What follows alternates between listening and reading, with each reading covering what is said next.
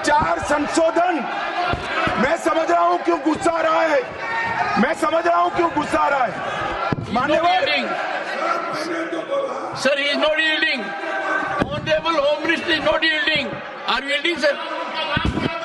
मान्यवर, मैं आपको एड्रेस करूंगा।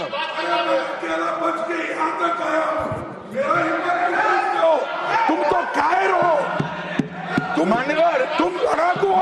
ओके, मान्यवर, मैं आपको एड्रेस करूंगा। Go on record. What the honorable home minister said. खड़गे जी, मैं आपका बहुत सम्मान करता हूं, आपकी हाजिरी वहां दर्ज कर दी गई है। कृपया बैठे, मुझे बोलने दीजिए।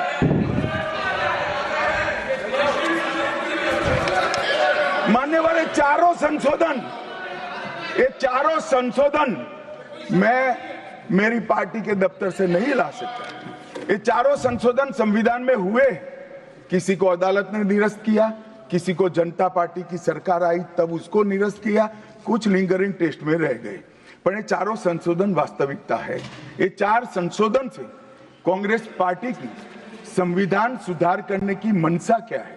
एक में हम पर केस न हो, दूसरे में हम चुनाव हारने वाले तो समय बढ़ा देना, तीसरे में मेरे पर जांच नहीं हो सकती, और चौथे में नागरिकों के संविधान प्रदत्त अधिकारों को समाप्त करना। ये उद्देश्य बताते हैं। अब मैं हमारा 4 संशोधन लेकर आता हूं। मान्यवर, सबसे पहला संशोधन नरेंद्र मोदी जी ने सरकार में किया।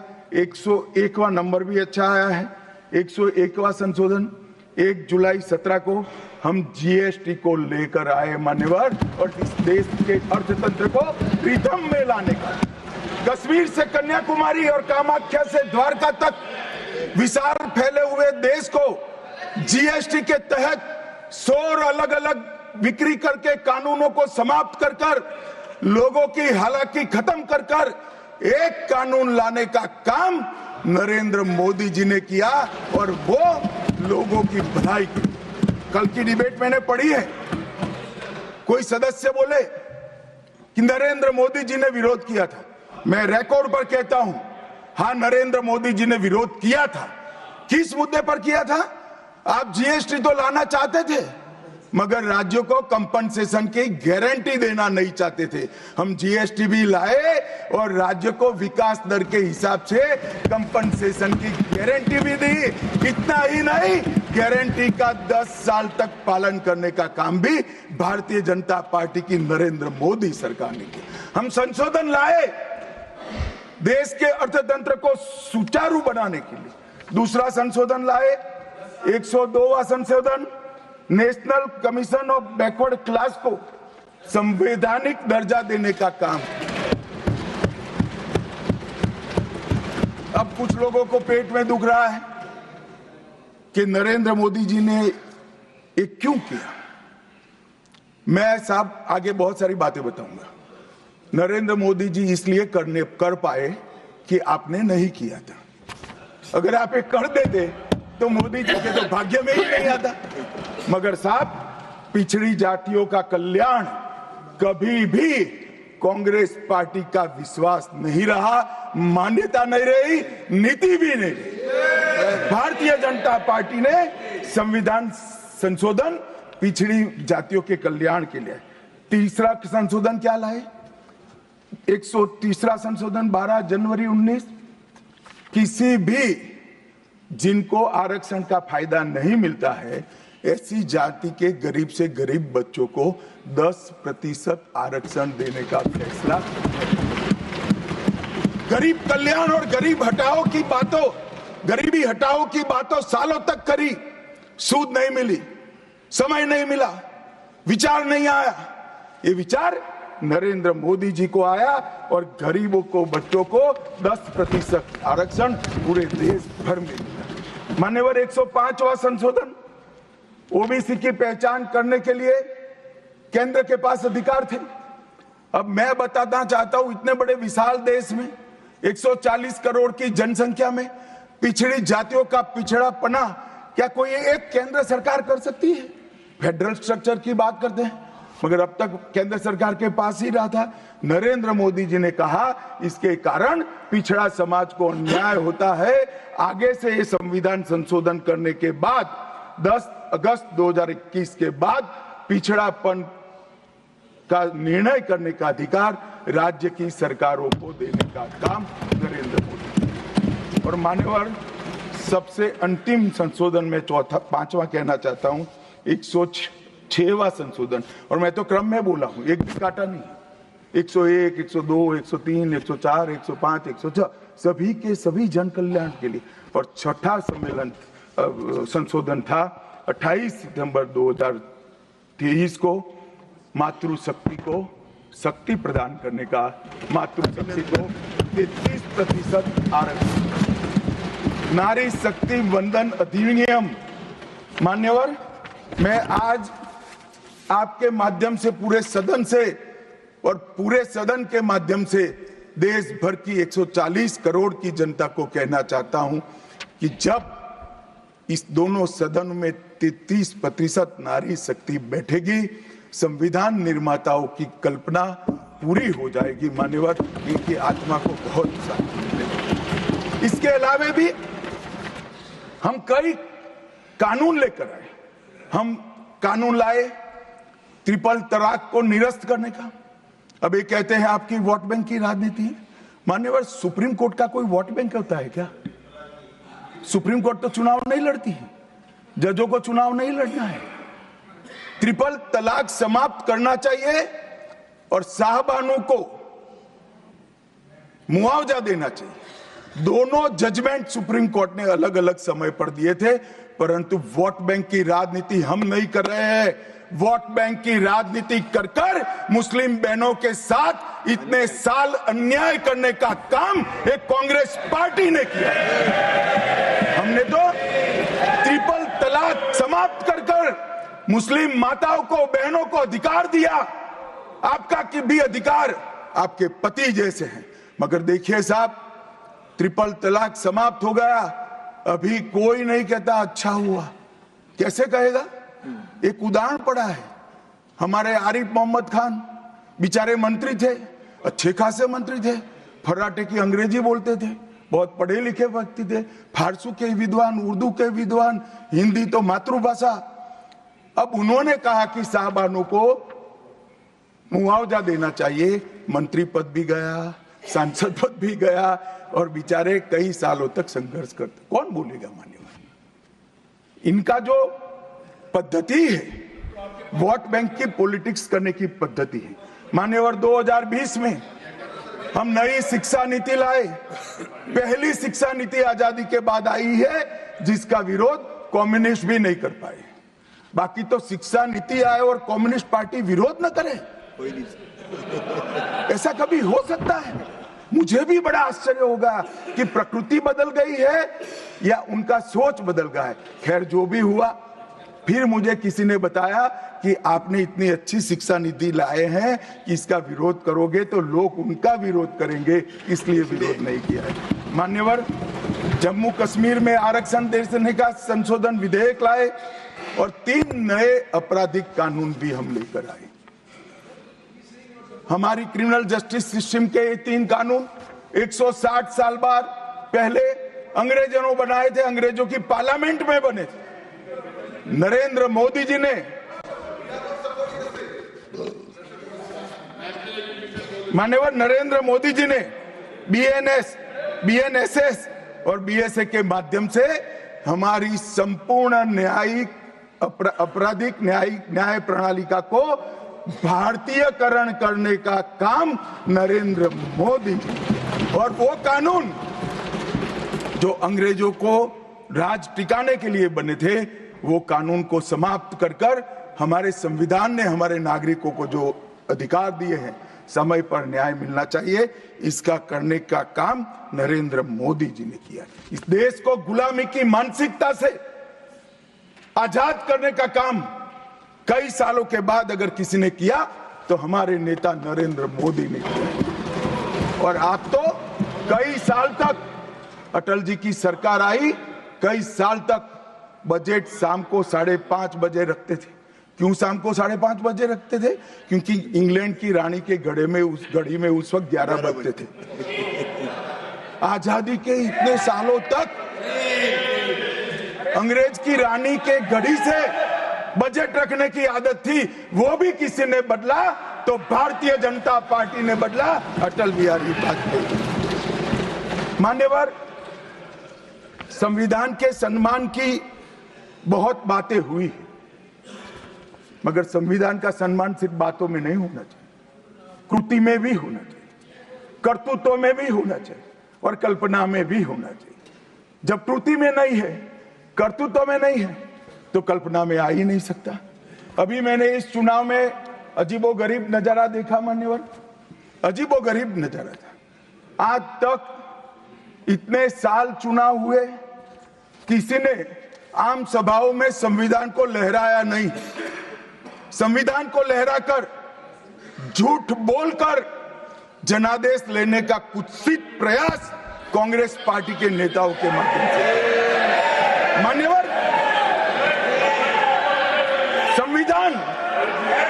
संविधान लहराने का मुद्दा नहीं है, संविधान बहकाने का मुद्दा नहीं है, संविधान विश्वास है, संविधान श्रद्धा है, संविधान को सम्मान करने का। मान्यवर, वो नरेंद्र मोदी जी और लोकसभा में तो किसी को मालूम नहीं पड़ा।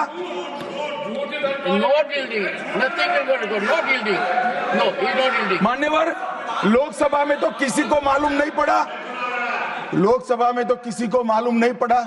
जागरूकता थी। महाराष्ट्र में भी लहराने के अलावे बांटने गए तो एक पत्रकार के हाथ में भी आ गया, खोला तो मान्यवर पूरा कोरा था, अंदर कुछ लिखा ही नहीं था, प्रीएम्बल भी नहीं था। मान्यवर, इतना बड़ा छल। आपकी बात नहीं कर रहा मैं, ये तो पकड़े जाने के बाद तो सब लोग सुधर जाते हैं। मान्यवर, 75 साल के इतिहास में, संविधान के आयुष्य में, संविधान के नाम पर इतना बड़ा छल मेरे जीवन में तो मैंने ना देखा है ना जाना है। और कारण ढूंढते हैं कि क्यों हारे। मैं बता दूं, कारण मत ढूंढिए, कमेटी की जरूरत नहीं है। संविधान और आरक्षण करते थे, लोग जान गए कि संविधान फर्जी लेकर घूमते हो तो लोगों ने हरा दिया। मान्यवर, ये प्रति जो लेकर घूमते हैं, इसमें गोखले साहब ने क्या लिखा है वो एक बार पढ़ लें। उन्होंने लिखा है कि इंदिरा जी और कांग्रेस पार्टी ने संविधान पर सबसे ज्यादा कठोर कुठाराघात करने का काम किया है।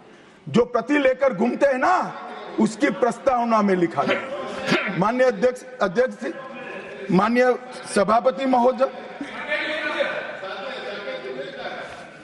माननीय सभापति महोदय, संविधान कैसे तोड़ा मरोड़ा जा सकता है, इसके भी मैं 2 उदाहरण देना चाहता हूं। हमारे सेना के जवान, सुरक्षा दलों के जवान, वो हमारी मातृभूमि की 1 इंच भूमि पर जान देने के लिए तैयार है। सैकड़ों हजारों लोग शहीद हुए 1 इंच भूमि के लिए। और मान्यवर, किसी को भी भूमि देनी है तो आर्टिकल 1 अमेंड करना पड़ेगा। आर्टिकल 1 में हमारे भूभाग की व्याख्या की गई है, इसको बदलना पड़ता है।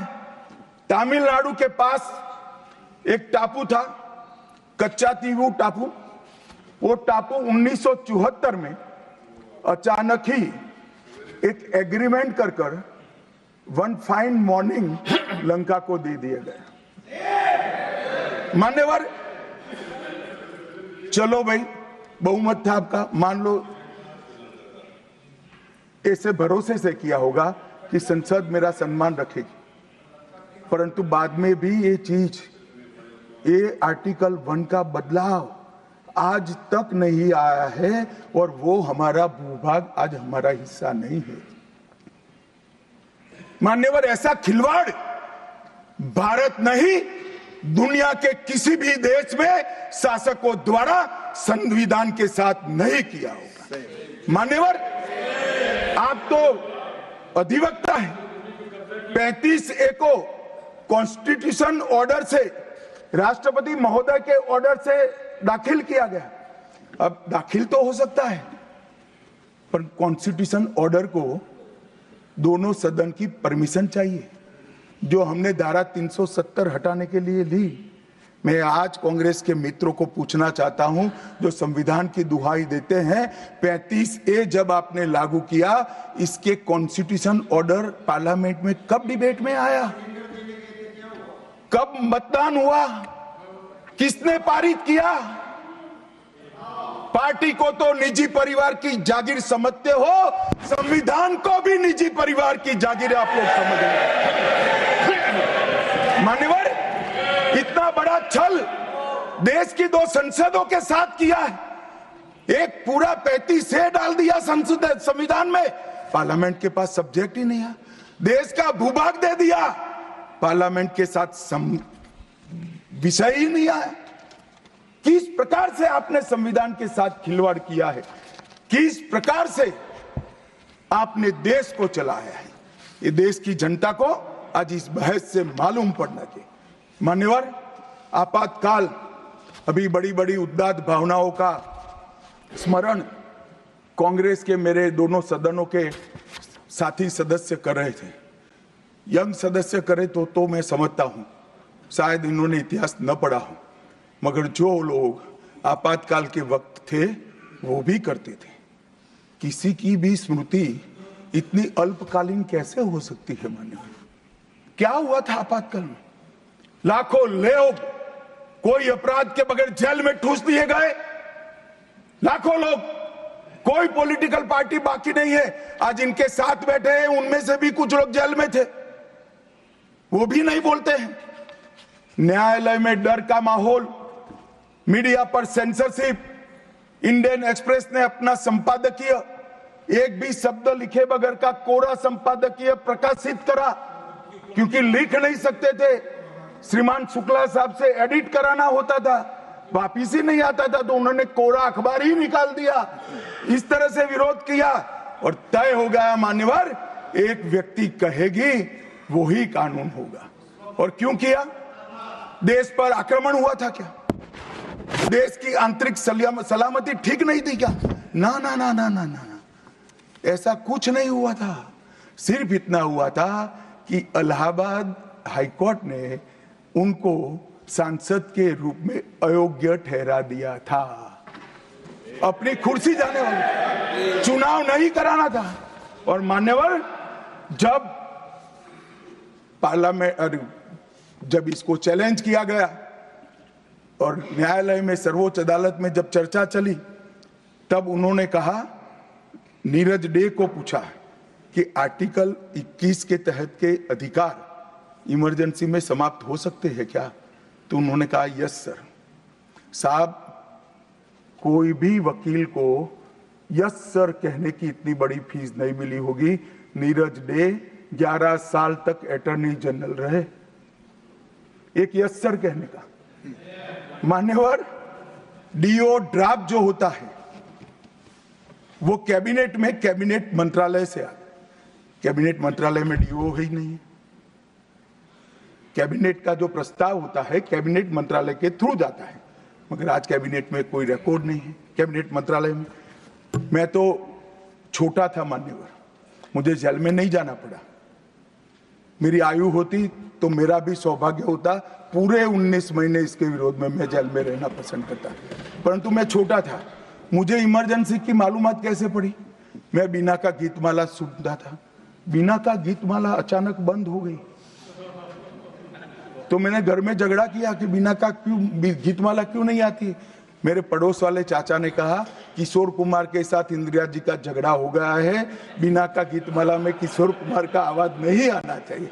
तो नए गीतों की रिकॉर्डिंग हुई और किशोर कुमार और लता मंगेशकर के ड्यूएट गीत भी लता दीदी की आवाज में ही पूरे देश ने 19 महीना सुने। साहब देखिए, डेमोक्रेसी की बात करें मान्यवर, इस प्रकार की कृति ऐसा दंड दिया देश की जनता ने उनको कि अब स्वप्न में भी नहीं कर सकते हैं। ऐसी कृति कोई न करे, इसलिए ये बहस जरूरी है। और मान्यवर, हम तो संविधान का सम्मान करते हैं। नरेंद्र मोदी जी ने संविधान दिन मनाने की बात रखी तो एक वरिष्ठ कांग्रेसी नेता ने कहा, क्या जरूरत है संविधान दिन की, 26 जनवरी तो है। बोलिए भाई, संविधान को जितनी भी बार स्मरण करोगे, इसकी भावनाओं के प्रति आपकी आस्था दृढ़।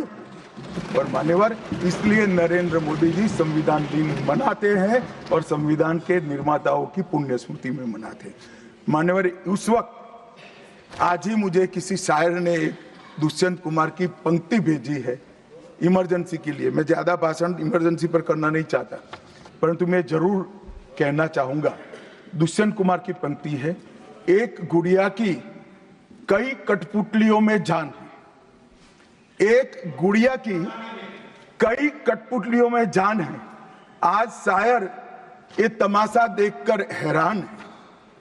कल नुमाइश में मिला वो चिथड़े हाल कपड़े पहने हुए, मैंने उसको नाम पूछा तुम कौन हो, तो उसने कहा मैं संविधान हूं।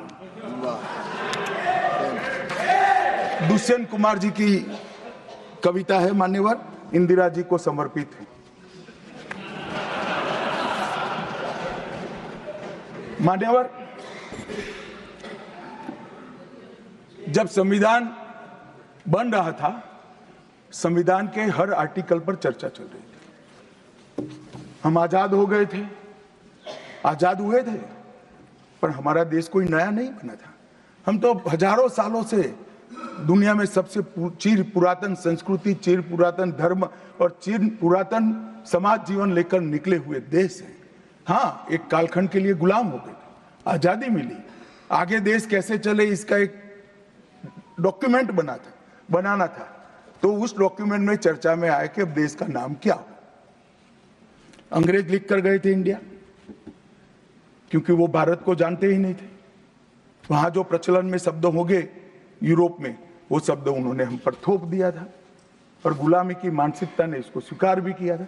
मगर जब आजाद हुए तब इस पर चर्चा हुई और अब उस वक्त के सदस्य सेठ गोविंददास ने दरखास्त किया कि देश का नाम भारत रखना चाहिए। उस वक्त जवाहरलाल नेहरू ने कहा कि पीछे देखने की जरूरत नहीं है, भविष्य की ओर देखिए। और मान्यवर, देश के नाम के अंदर इंडिया भी रहा, भारत भी रहा।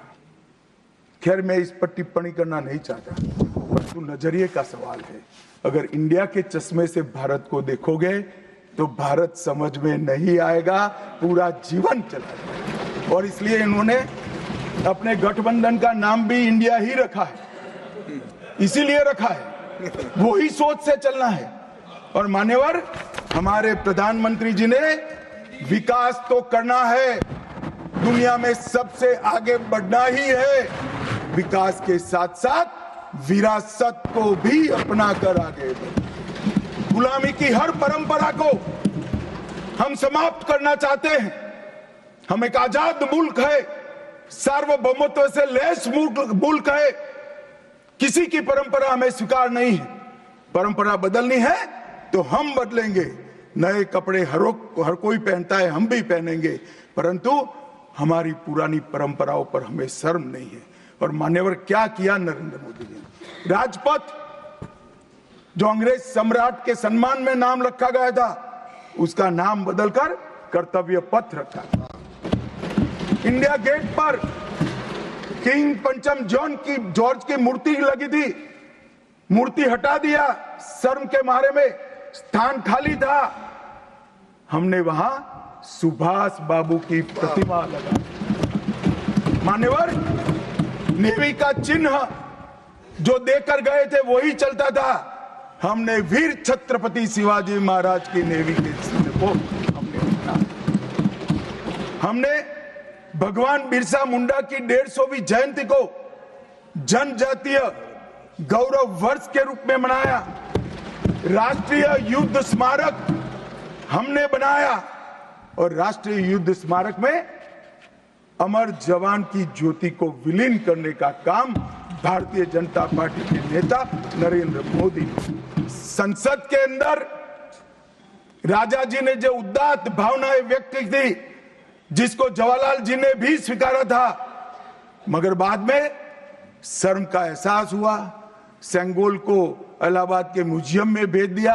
नरेंद्र मोदी जी ने विधिवत तरीके से सेंगोल को संसद के अंदर प्रस्तावित किया, नई संसद बनाई और विश्व भर में चोरी की गई मूर्तियां, आर्टिफैक्ट्स जो थे वो 345 हजारों साल पुराने हमारे मूर्तियां और आर्टिकल्स, उसको वापस लाने के लिए हमारे विदेश मंत्रालय ने काम किया।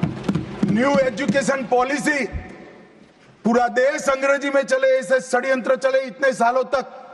न्यू एजुकेशन पॉलिसी में हमने कंपलसरी कर दिया बच्चे की प्राथमिक शिक्षा मातृभाषा में होगी। मान्यवर, मातृभाषा में आईएएस आईपीएस का एग्जाम नहीं दिया जाता था, हमने वहां मातृभाषा में एग्जामिनेशन को किया। अभी तमिलनाडु के सदस्य बोल रहे थे, पहले आप जिनके साथ बैठे हो उनके शासन में तमिल में आईएएस आईपीएस का पेपर नहीं लिख सकते थे।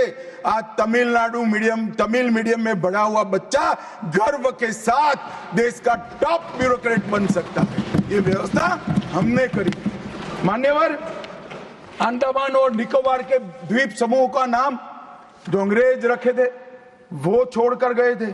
सुभाष बाबू ने जब अंडमान निकोबार जीता तब उन्होंने नामकरण किया था शहीद और स्वराज, उसको भुला दिया गया।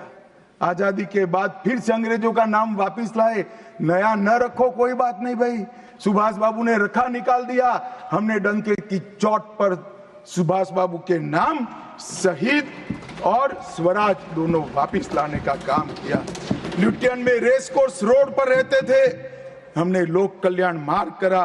डेलहाउसी रोड का नाम दारा सिकोह के नाम से किया और निर्मला जी ब्रीफकेस की जगह वही खाता लेकर आज जब बजट देती है तब पूरे देश भर के भारतीय संस्कृति के लोगों को आनंद होता है।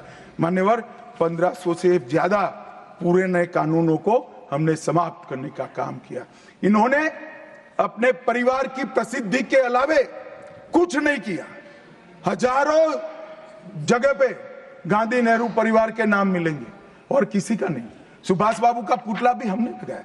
मान्यवर, हमने प्रधानमंत्री संग्रहालय बनाया।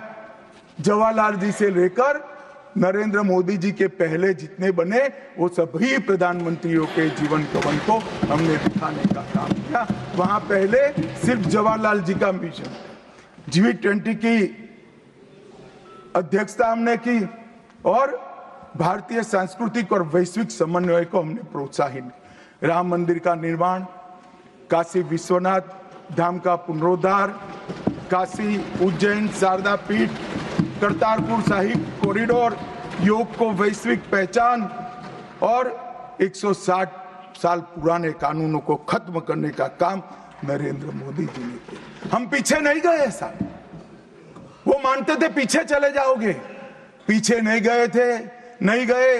पीछे तो आप छोड़कर गए थे। आप 14वें नंबर पर छोड़कर गए थे, अटल जी 11 पे लाए, फिर 11 से नीचे नहीं गए, देश पर बड़ा उपकार किया।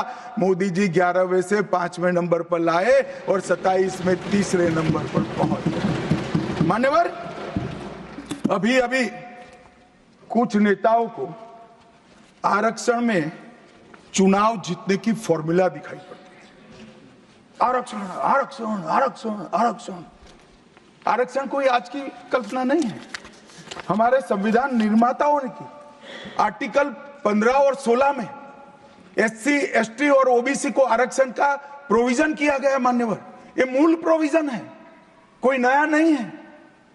इतनी जोर से आरक्षण आरक्षण आरक्षण कर छाती चौड़ी कर चिल्लाते। आज मैं बताना चाहता हूं कि कांग्रेस पार्टी किस प्रकार से आरक्षण विरोधी पार्टी है। मान्यवर, इनका कहना और करना दोनों अलग है। मान्यवर, आरक्षण के लिए नेहरू जी के उद्गार अंत में मैं बताऊंगा, परंतु ओबीसी को आरक्षण देने के लिए 1955 में काका साहेब कालेलकर कमीशन बना। मान्यवर, इसका रिपोर्ट कहां है? दोनों सदन के रिकॉर्ड पर मैंने ढूंढा, कहीं नहीं, बुला दिया गया। क्यों? क्योंकि ओबीसी को आरक्षण मिलता था। बैठिए बैठिए बैठिए ना, मैं प्रक्रिया बताता हूं।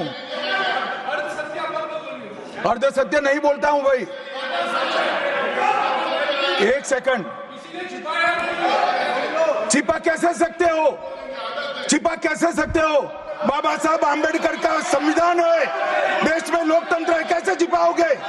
मान्यवर, कोई भी रिपोर्ट आता है, कोई भी रिपोर्ट आता है, अरे सुनो, अब कोई भी रिपोर्ट आता है उसको कैबिनेट के सामने रखना पड़ता है, फिर इस पर कार्यवाही जो की उसकी रिपोर्ट के साथ संसद के सामने रखना है। सही कह रहे हैं, उन्होंने संसद में लाने की जगह पुस्तकालय में रख दिया। ओबीसी का आरक्षण इन्होंने लाइब्रेरी में रख दिया। और